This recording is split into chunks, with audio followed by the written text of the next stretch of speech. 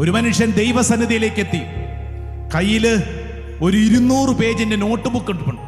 എന്നിട്ട് ദൈവത്തോട് പറഞ്ഞു, ദൈവമേ, ഈ 200 പേജ് നോട്ട് ബുക്ക് മുഴുവൻ ഈ ഭൂമിയിൽ എന്നെ വേദനിപ്പിച്ചവരുടെ പേരുകളാണ്.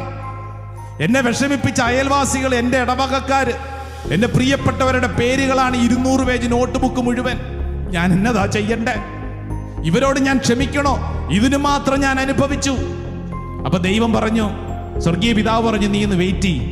എന്നിട്ട് സ്വർഗീയ പിതാവ് അകത്ത് പോയിട്ട് 1000 പേജുള്ള ഒരു നോട്ട് ബുക്ക് ചുമന്നുകൊണ്ട് വന്നിട്ട് പറഞ്ഞു, നിന്റെ കയ്യിലുള്ളത് 200 പേജ് നോട്ട് ബുക്കല്ലേ? ഈ ഭൂമിയിൽ നിന്നെ വേദനിപ്പിച്ചവരുടെ കഥ. എന്നാൽ ഈ 1000 പേജ് നോട്ട് ബുക്ക് എന്നാന്നറിയാവോ? ഇത് മുഴുവൻ നീ എനിക്കെതിരെ ചെയ്തതാണ്.